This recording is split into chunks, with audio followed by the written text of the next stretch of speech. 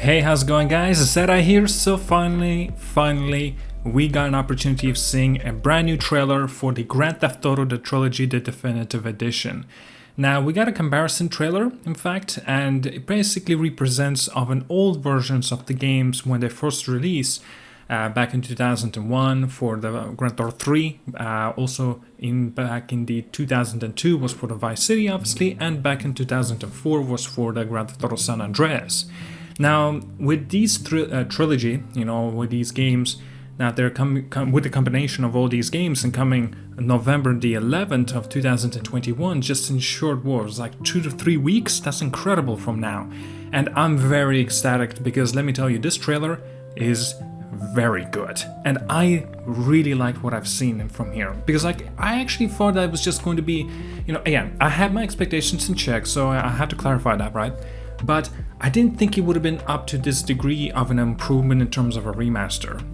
It's been said already that Rockstar's concentrating that they're gonna have a similar look and feel of Grand Theft Auto 3, Vice City, and San Andreas.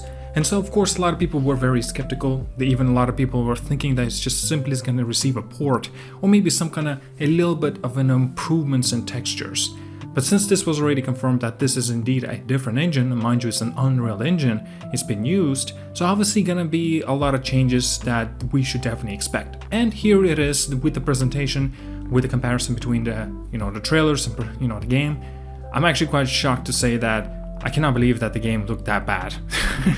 It's funny, right? Looking at these games now, but when they first released back in, 2000 and like I said, 2001, 2002, 2004, and so, and comparing them now, what we already have experienced, like ginormous games with amazing in terms of the graphics, Grand Theft Auto 5 as such, right?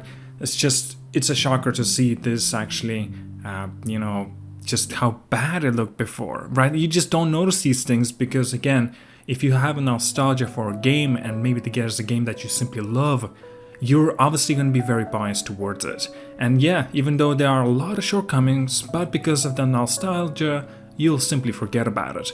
And then you'll start to notice it with comparisons, oh my god, then you'll see too many damn flaws that the game initially had. But again, that's just a different story on its own. I want to touch on regarding of the very recent things that was a little bit of confirmation. I want to actually touch on that Grand Theft Auto 3, okay, the Definitive Edition will be actually 8 gigabytes. Vice City, the Definitive Edition, will be 14 gigabytes, and San Andreas will be 27 gigabytes, just so you know. It will cost 60 euros, or I assume it will be $60. So it is pretty much a full price tag of a game. It kind of sucks, absolutely, but everything that I've noticed from this trailer and everything that's been said and improvements and additions, I think I will pick this game up on day one. I really do believe that. Oh, perhaps I should mention, yes, it's coming November the 11th as a digital version. Now, if you want a physical version, you'll have to wait a little bit longer. It will be coming in December the 6th. Okay, that's actually, I believe it was, Nintendo Switch is a similar story. Okay, so actually, I don't again. This is not interesting news for me, but I definitely want to mention it in here. A standalone version of Grand Theft Auto San Andreas, okay, the Definitive Edition, is coming on Game Pass on day one. And also Grand Theft Auto 3, though, the Definitive Edition, is actually headed to PlayStation Now as of the December the 7th. So, yeah, I just wanted to report this. The other things as well to notice, 4K 60 FPS on Xbox Series X and PlayStation 5. But we don't know how many frames per second it's going to actually have older version consoles, right? PS4 as an example, Xbox One. We don't know. I assuming it will be 30, but I kind of don't want it to be 30. Again, it's not really up to me to say because I got a PlayStation 5, so obviously I will be experiencing as a 60 FPS. So that's awesome to me. And they will also be having a DLSS on a PC if you want to pick up the version of that. Now, regarding the in-game things, okay, this is actually awesome news. Updated weapons and radio station selection wheel. So that's actually presentation of Grand Theft Auto 5 style. I like that. Thank you. I hate going pressing one button at a time and just to scroll through the radio station that I want to listen to. Okay. Now, another thing. Ability to immediately restart a failed mission. Thank you. because there were some little things that just made no damn sense in the game. And hopefully, I don't think they mentioned this in here. Hopefully they have like an automatic save system. And knowing this, yeah, I think they'll have that.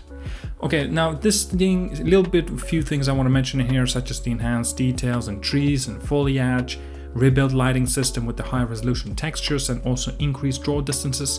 Obviously, we already knew about this since the leaks has happened, and I was already reported it a few days ago, my separate video. Grand Theft Auto 5 style control layout. That is very good news. That's exactly what I want from this game. And if that's the case, I think I may be going for a Platinum Trophy once again. If you guys do not know, I got very recently Grand Theft Auto 3, Grand Theft Auto Vice City, and Grand Theft Auto San Andreas Platinum Trophies. All of those 3 games back to back to back.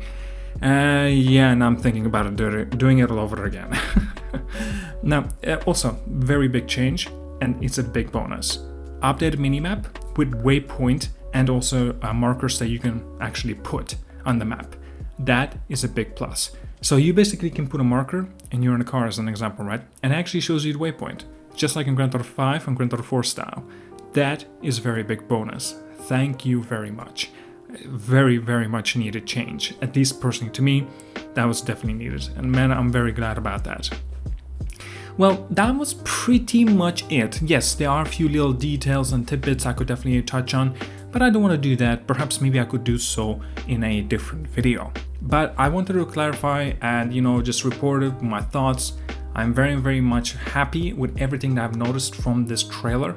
I don't expect Rockstar to showcase any more of this, but I do expect them to show at least like a launch trailer or something like that, at least 1 or maybe 2 more trailers if we're talking optimistically from them about this, the Trilogy Definitive Edition.